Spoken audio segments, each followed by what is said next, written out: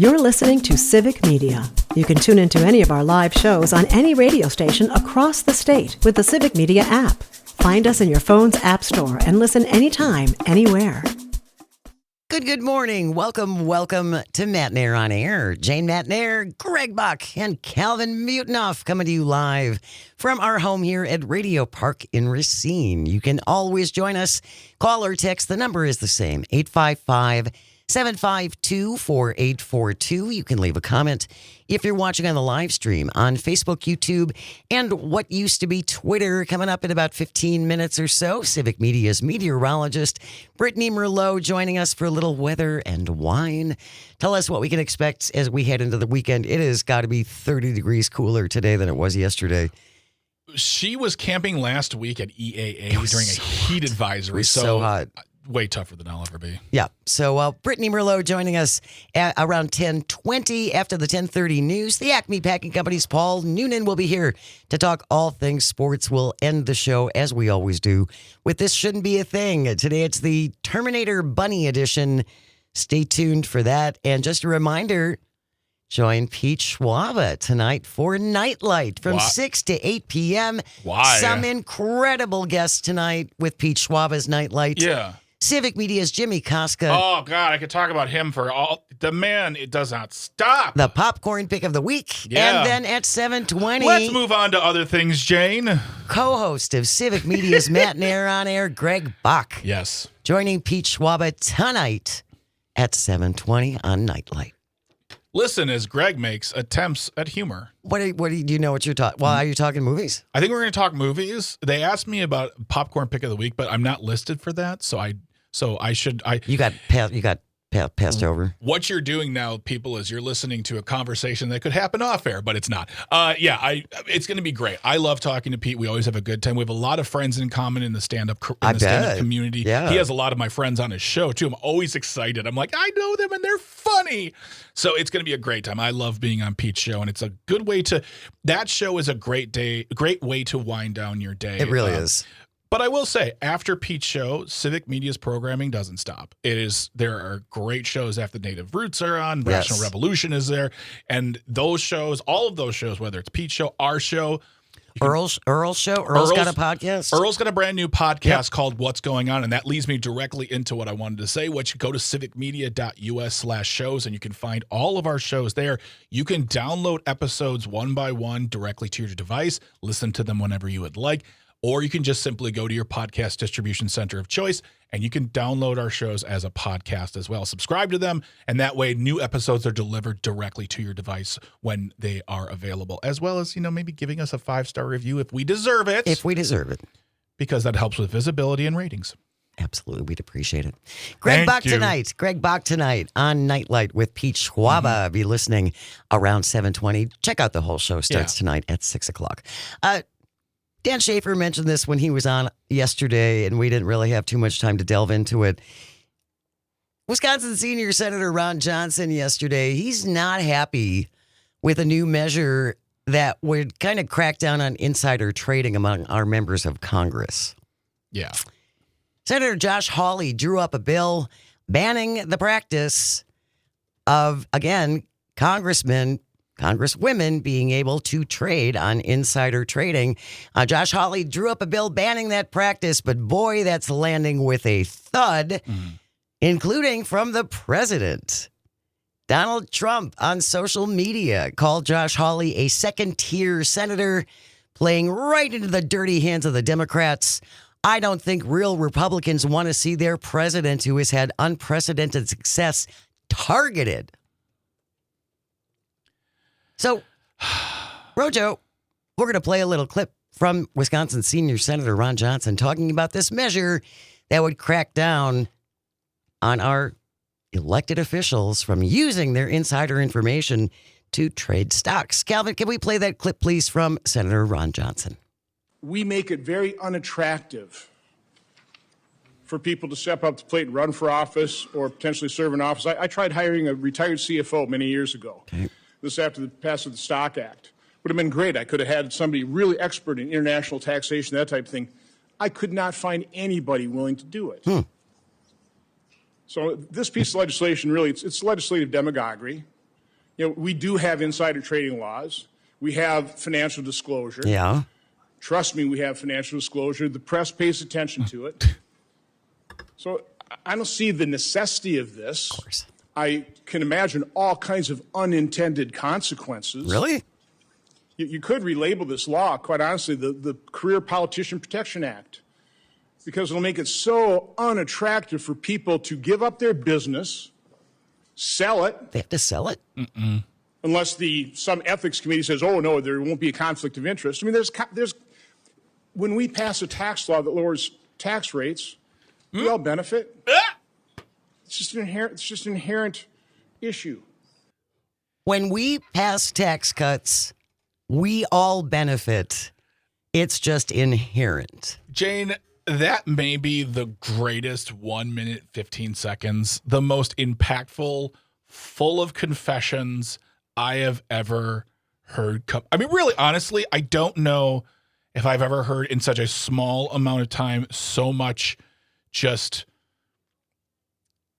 blatant honesty coming out of one elected official. I mean, that was completely inadvertent. Because when you played this for me, we both saw two different things. Blaring things. I want you to talk about what you... Well, okay, my question is, he tried to hire a retired CFO. Now, the measure that he was referring to, that Stock Act, Correct. was developed after the crash in 2008, right? Yes. And then wasn't enacted into law until 2012. Correct. Okay. But that was in response to what happened after the crash of 2008. Yeah. So Ron Johnson telling us that he couldn't find a former chief financial officer of a company, which from what I understand is a pretty high-powered position if you're a company CFO. Depending on your company, yeah, but you can make, I mean... You can make some pretty good buck being a CFO. Exactly. He couldn't find a retired CFO to work for him because he wasn't allowed to do insider trading? Yeah, because the Stock Act specifically talks about, it's about transparency. It's about making sure we understand, excuse me, it aims at making the people capable of seeing how the elected officials make their money, essentially. Well, isn't what he's saying essentially the reason to go into Congress is to make money, and that was to get rich? That was my big blaring thing, was that, first of all, the whole CFO line basically said this guy, if this is true, which I don't think it is, but there was a man, I'll just call him a man, former CFO sitting in his office saying, hey, if it wasn't for the Stock Act, I would take the job, which to me is saying, like, if I could insider trade, that'd be great, but I can't, so I'm not going to. Well, what's the point of doing this? And the line about we're not making it attractive for people to run for office. So what I hear from that is the people that you believe are running for office are seeking to enrich themselves. There is no doubt that individuals in federally elected positions become more wealthy over time. Look at Kristen Sinema. Bernie Sanders, I think, is worth $10 million. Now, granted, he's probably one of the, quote, poorer ones, right? But he's still worth way more than me. But when he says something to the effect of we're not making it look attractive, that's someone saying, well, I'd run for Congress, but I only make $174,000 a year and get great health care. I can't do anything else. Forget it. And also, where does it say you have to? I know you have to divest from your business. Yes, or put it into a blind trust. There are ways you don't, but there's no. I don't believe there's a single law in the books that says you must sell your business off. If you want to, you can. But I don't believe there's anything that says you have to for the time you're in office, you divest yourself. Trump didn't sell all his businesses. No, he did not at all. His sons are still running his businesses. So all of this, Rojo didn't sell his business. No. And all of this being said is that he's searching for a reason not to support this. And every example he used basically just said out loud why some individuals go into politics in the federal level. They want to make money and they want to use the information available to them to enrich themselves. He didn't even say it as like oops, I shouldn't have said that. No. He literally said, this is the reason why I'm against this. By the way, Josh Hawley, as a, quote, second-tier Republican senator, the man raised a fist to the people who stormed the Capitol on January 6th. Ask Derek Van Orton. He probably saw him there doing that because Derek Van Orton was there. But sorry, I didn't mean to go off there. But that's that line right there is like, it's the whole thing of, I think Josh Hawley's a rhino now. Well, but that was yesterday. Yeah. Today, yes, Josh Hawley had something else to say. Yes, he had a 11 hours ago, the article came out about the second-tier senator, because that's what Trump does. He reacts, he lashes out, he makes a statement to the press, and that's what's the headline. I get that. We're used to that at this point. 45 minutes ago, Josh Hawley reports to having a, quote, good talk with the president. Did he have a good talk? Yeah. So maybe this will that will help make this bill go into what politicians call a drawer. It will go into a drawer, and we'll just forget about it. Pretend it never happened. Pretend it never happened. And the one time Josh Hawley stood up for us, my God. Well, he crumbled like a cheap. I mean, please. And what the other thing that jumped out at me on that, yes, there are allegedly already things in place that are supposed to police this. But with their spending reports, their campaign finance reports and all that stuff, how many times have we had lawmakers go back and amend those reports after it was reported that they didn't go about things the right way? Or they made money that, they forgot to include on there. So that doesn't seem like what we have in place right now doesn't seem to have a whole lot of teeth. No, and I was corrected on the live stream. Thank you very much, PJ. And I looked it up myself too. Bernie Sanders is worth between $2.5 to $3 million. Well, he's practically a pauper. Well, yeah, exactly. And honestly, that nowadays that's the retirement fund. Hopefully, of a good couple who have worked their whole lives for 40 years and blah blah blah, and will still have struggling moments in their lives. But this whole notion, going back to the whole financial disclosures, the way he said it too, because trust me, they're fine. No, don't say like it's a burden. That's part of the gig. You want to be a public servant, you have to tell the public what you're about. You must disclose. Sorry, that's kind of today you have to. Maybe we'll just get rid of that down the road, and they want to have to those burdensome reporting things they have to do. And honestly, just do what Trump does. Don't do them and see who comes after you, because he didn't disclose his taxes. He's still being audited, apparently. But all they have to do is just not do something, and we stand back and go, hey, you're supposed to do this. They say no, and we, the regular people, we don't have the power. We don't have the power on a regular day. We have the power at the voting booth, absolutely. We should always exercise that and make yourself available to do that. And go to myvote.wi.gov. Let Ron Johnson know that maybe he shouldn't be able to enrich himself through lowering his own taxes and inside information. Maybe he'd like to know that. I'm sure he would. Myvote.wi.gov. You got time today. Grab your phone and just leave a friendly phone call. Weather and Wine with Brittany Merlot. How long are these smoky conditions going to last? She will tell us. Stay close. You're listening to Matt and Air on Air on the Civic Media Radio Network. You're listening to Civic Media. Stay up to date on the latest news and information for your local community and Wisconsin by signing up for our free email newsletter. Visit civicmedia.us/email to get started. Good morning and welcome back to Matt and Air on Air. Jane Matt and Air, Greg Bach, our resident young person, Calvin on the board, coming to you live from our studio at Radio Park in Racine, where you can join us. Call or text at 855-752-4842. Leave a comment if you're watching on the live stream on Facebook, YouTube, and what used to be Twitter. It's been too long. Civic Media's meteorologist, Brittany Merlot, joining us for a little weather and wine. You actually took a little time off for yourself to go to the EAA last week. What a difference a week makes, Brittany. Last week, you were sweltering to death in that incredible heat wave we had. And today, it's like 30 degrees cooler than it was yesterday. Yes, the relief has been amazing because was pouring water all over myself. That tent heated up so fast. I bet. No, thanks. Yeah, it was rough, but it was fun. It was worth it. But now it seems like I was so excited for the cooler, more comfortable temperatures, and we just can't get a nice, good quality summer day with blue skies. Yeah. The wildfire smoke is just, It's kind of unbearable. It's hard to breathe. Well, and there was a report that just came out that I saw on Twitter about air quality reports, and this is not good. As of 9 o'clock this morning, 6 Wisconsin cities are in the top 10 for worst air quality in the country, including Milwaukee, Beloit, Stockton, Traverse City, Waukesha, Rhinelander, Marquette, Madison, Houghton, and Green Bay. So again, these wildfires in Canada, and I had really hoped, obviously without hope yesterday, because this was a huge line of storms that came across, and I had hoped that they would get to where they need them in Canada, and that didn't happen.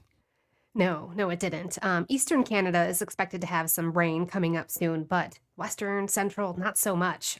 Areas that really, really need it. So a big drought, severe drought in some areas. I mean, there's 70 active large wildfires, and this high pressure system that we were looking forward to is the reason. It's so dry and drought and calm there. Now it's moving its way towards us, just dragging that smoke at us. And I was looking into it. It's pretty cool. It's at 20,000 feet, and it moves at 125 miles per hour. And we talked about this last year. Is this something, with regard to wildfires and whatnot, something, and the smoke coming down from Canada, that's just something we're going to probably be used to now. That's something that happens in our region.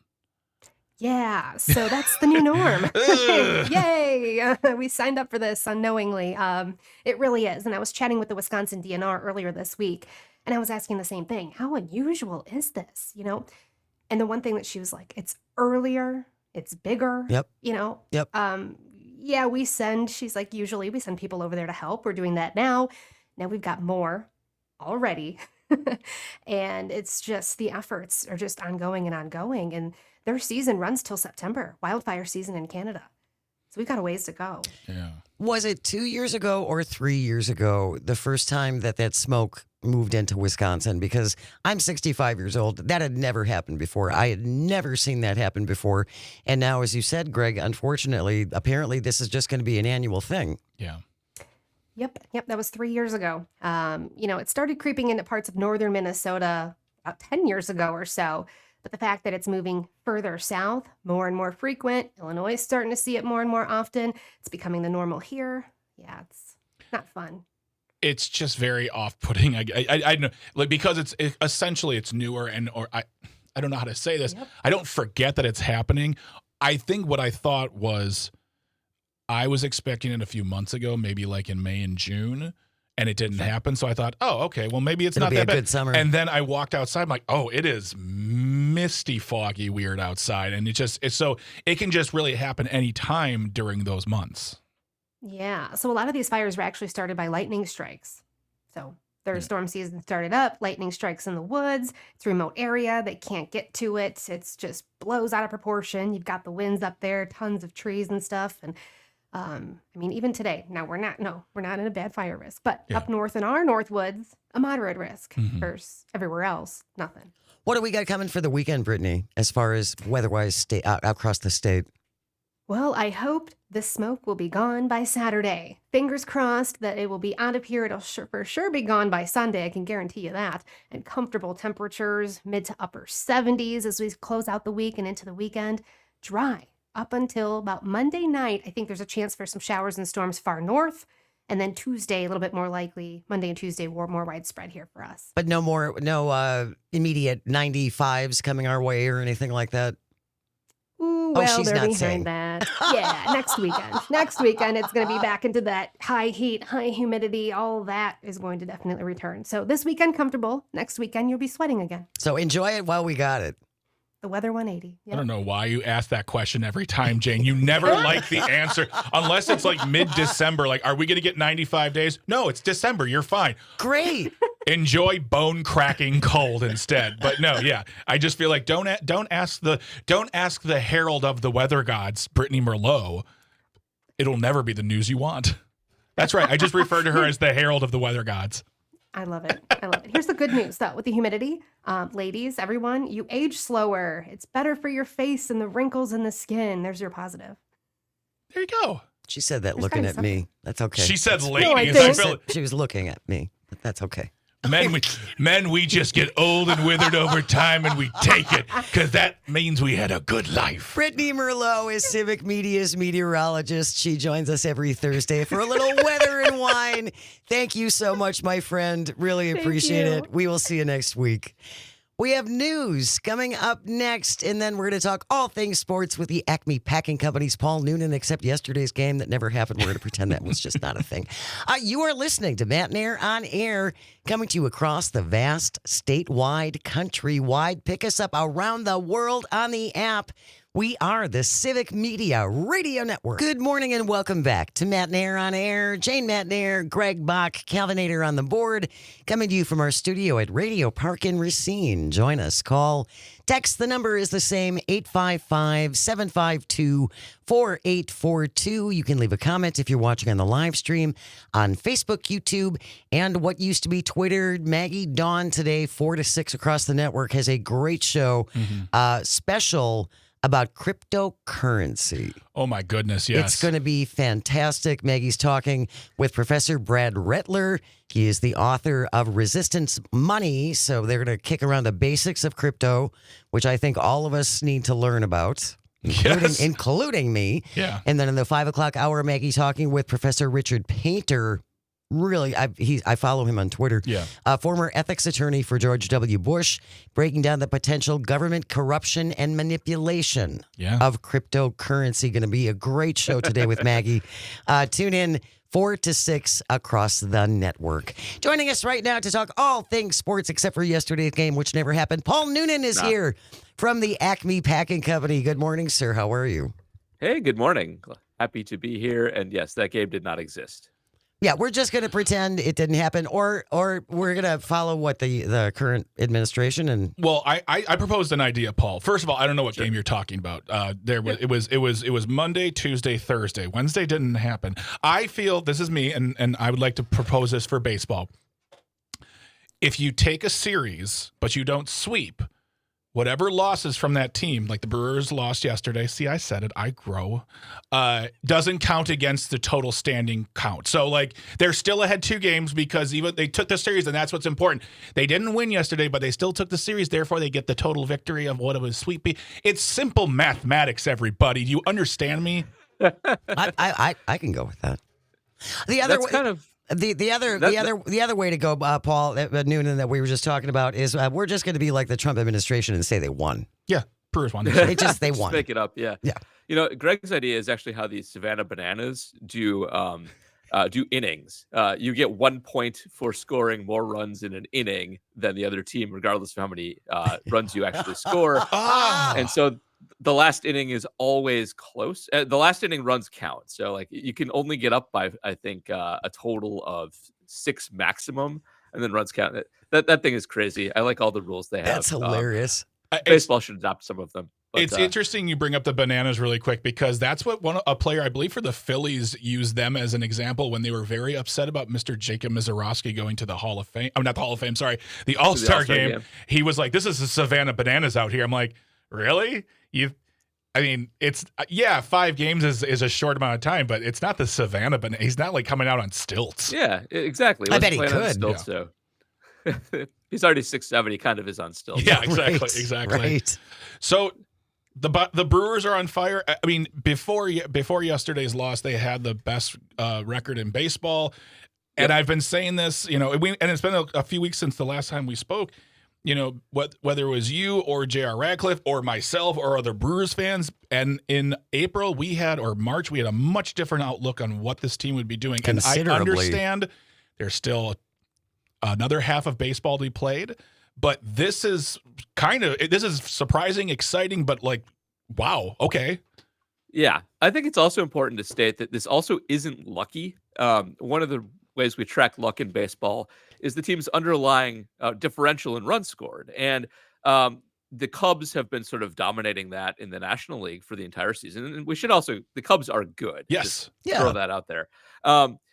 But the Brewers have actually been catching up to them also in run differential. Like, they were like 70 runs behind them for most of the season. And over the last month and a half, they actually briefly got within like 5 runs of them. After the Cubs win yesterday, it's like a 15 or something like that. But they're close enough that they are functionally as good as the Cubs in underlying metrics and in record.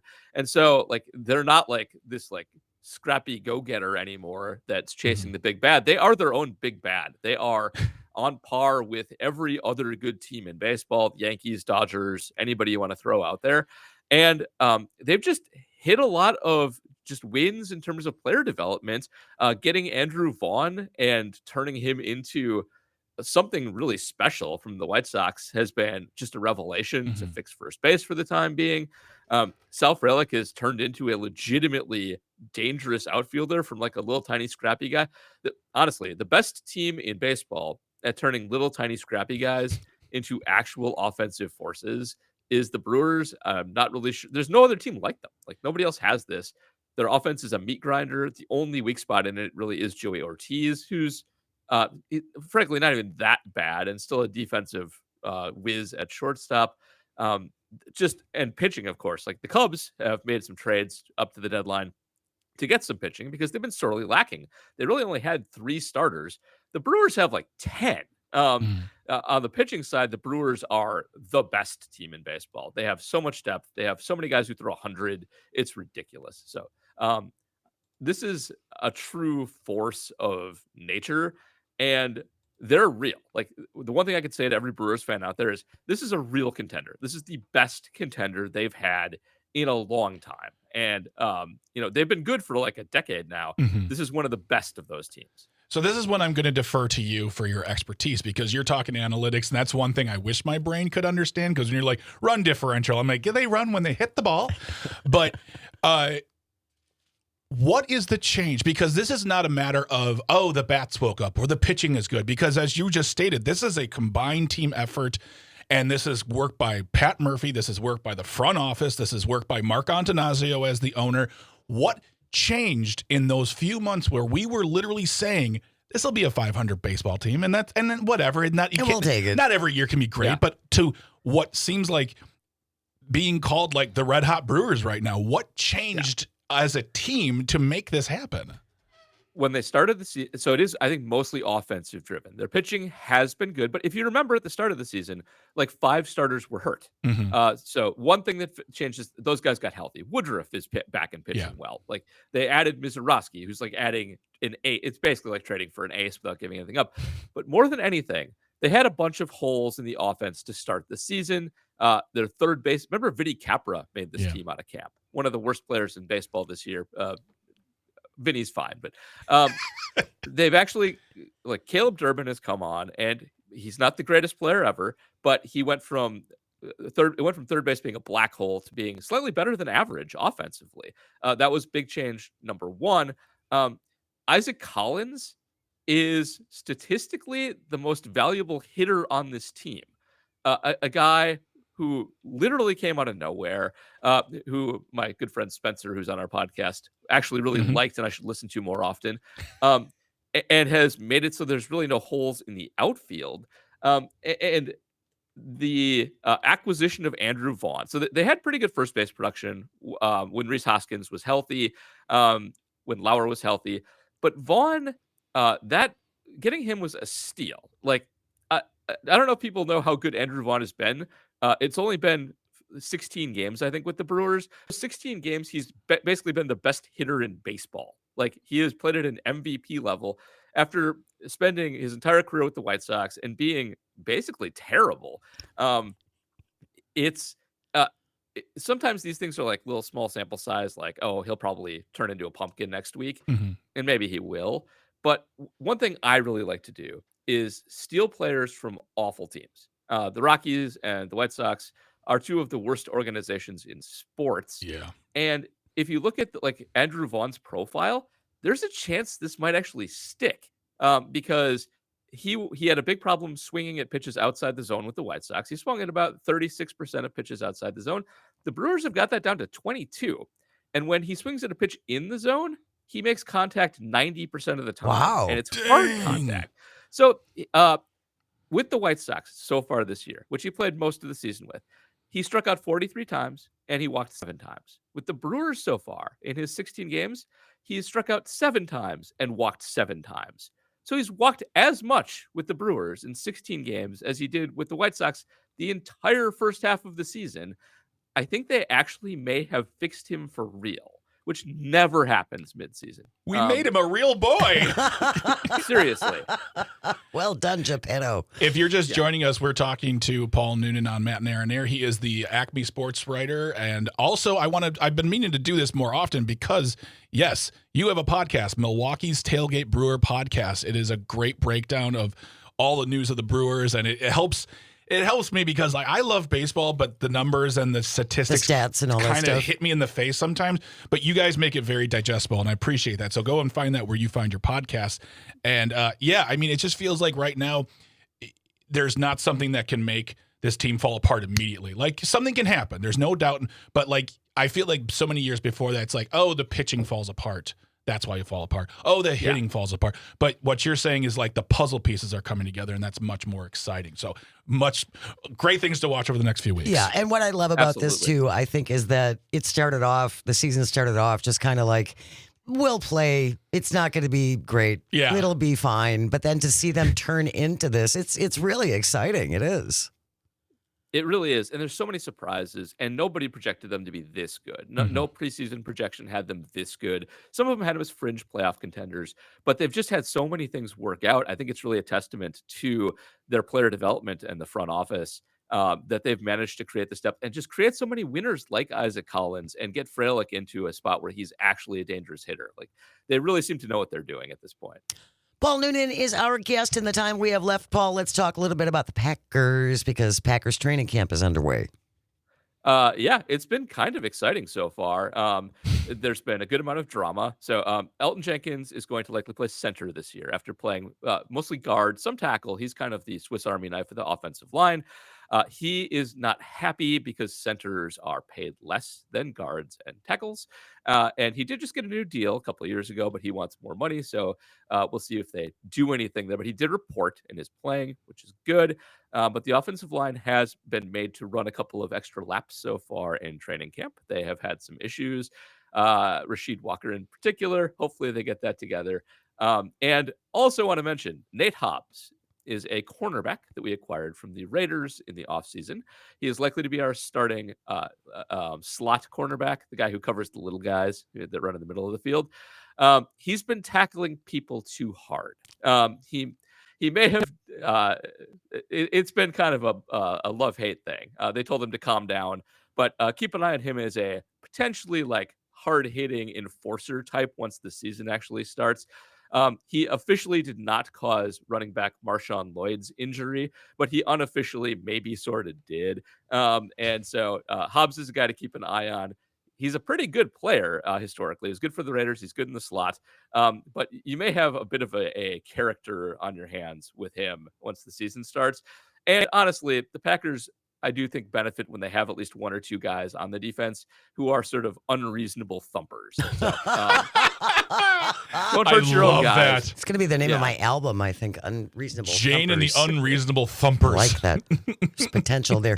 Paul Noonan is with the Acme Packing Company. He joins us every other Thursday to talk all things sports. As Greg said, check out his podcast. Milwaukee's Tailgate Podcast, where you find your podcast. Thank you so much, all Paul. the podcast places. Yes. Thanks, all. We will see you in a couple. When we return, we're going to wrap it up with This Shouldn't Be a Thing. Today, the Terminator Bunny Edition.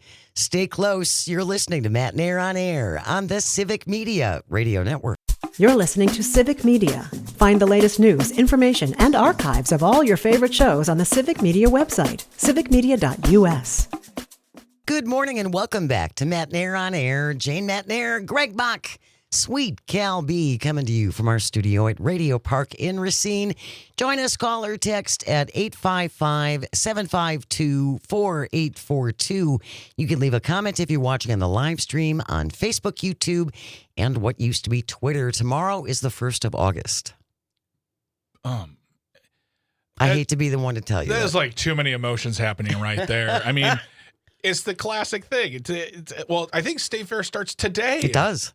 State Fair is starting today. And that's the traditional end of summer, even though it's not the end of summer. But still, if you're in Wisconsin, First day of August tomorrow. Oh. And we have a busy, busy week for you coming up next week. Shelly Pittman is going to be here. Beyond the Cheese is set for Monday. We are going to talk to the Poppy Bakery. Ooh. Very excited about that. Todd Alba will be joining us. We're trying to finagle Civic Media's genie of just about everything Terry Barr for next week. She works on wonderful pieces that are very Wisconsin-centric. Yeah. Joe Zapecki is going to be joining us next week. It's been a spell. It's been way too been long. A moment. Way too long since we talked to Joe. Darren Von Ruden will be here as well. I always screw up his name. Did I get it right No, today? you got it absolutely. It's Darren Von Ruden, but doesn't matter. When you started, I'm like, you said Darren Von, and I just heard Darren. I'm like, we what? Darren Von Ruden will be here. He joins us the first Wednesday of every month. He is a dairy farmer in Wisconsin. Yes, we're going to talk to Darren coming up next week. Right now, though, Calvin, it is 10:54. That means it's time for... This shouldn't be a thing. If you ever find a thing you think should not be, send it into Greg and me at Jane Says at civicmedia.us. JANESAYS. Jane Says at civicmedia.us. Calvin found this one in Popular Science. Margarita Bassi with the byline. The headline reads, Robot bunnies deployed in Florida to fight invasive pythons. Researchers have found a creative new solution to track down the snakes. Now, to clarify, we kind of love the robot bunnies. Yeah. It's the Burmese pythons that shouldn't be a thing in Florida. And also to those Burmese pythons, we know you don't want to be there. Exactly. And we're sorry that someone put you there. Yeah, and then released you. I also don't want people putting invasive species animals. That's what shouldn't be a thing as well. That also should not be a thing. Burmese pythons, one of the world's largest snake and a huge invasive species in southern Florida. They have been trying to fight this since the 1970s when the snakes were first introduced either accidentally or intentionally through the exotic pet Florida, trade. of course it was intentional. Yes, of course it was intentional. Pythons have become the top predators in South Florida, and they have a really hard time tracking them down.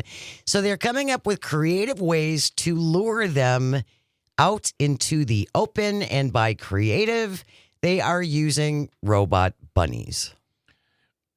Here, here's snake. All right. Does anybody, either you, Jane, Calvin, listeners, watchers on the live stream, anyone else getting a real Acme/Looney Tunes feel about this whole thing? Like there's just a boxes of it just says Acme robot bunnies, and someone's gonna pull the wrong cord and the cave is and it's gonna be like 9 feet tall. Meep, and then the snake just runs away. Yeah. This there is a visual component. The story will be in the show notes. I don't accuse snakes of being the smartest creatures on earth, but you look at it and you're like, oh, this isn't. When you think robot bunny, you have an image in your head. Take that image out, put it in the washing machine, and that's what the robot bunny looks like. Do you think that it will fool a Burmese python? Oh, I'm sure, but it will fool it in the same sense of it will think it's just a thing, and not like, oh, it's a bunny. It will be like, oh, there's an object I can go. That I might be able to eat. Exactly. Yeah. So it's not really bunny-like, is what you're saying. It's bunny, but it doesn't look like it's bunny-esque. It's bunny. It's not bunny it's bunny-ish. Robot bunnies don't need to be fed. Okay. Their pens don't need to be cleaned. They're waterproof. And they're decked out with a motion sensor camera that pings researchers if a python approaches. So if we can see a statistically significant number of pythons coming to check out these robot rabbits, this would be a success because right now pythons are really good at hiding. Remains to be seen whether the pythons will be tricked by the fake bunnies. Another thing too is if they're smart and able to hide, they're eventually going to realize the quote bunny that doesn't move is not necessarily the bunny of my dreams. Yeah, exactly. The bunny of you. Stop it. Stop writing songs about this. Hey, look. Do what you need to do. It's fine. South Florida, my heart's with you. They're trying. But this just I just see Porky Pig at the end going, "That's all, folks," and that's it. That's the end of the story. We'll try and keep an eye on this and let you know how this robot bunny effort goes in South Florida. That wraps up today's episode of This Shouldn't Be a Thing. Thank you, Greg and Calvin, and all of our engineers. Without you, nothing works. And thank you most of all for calling and for texting and for listening. If you're watching on the live stream, it really does mean the world. We appreciate you. I hope you find some joy today and you get the chance to share it. Keep it right here. News coming up next, followed by Tom Hartman, 11 to 2. Todd Alba live from Richland Center, 2 to 4. Great cryptocurrency special with Maggie Dawn today, 4 to 6.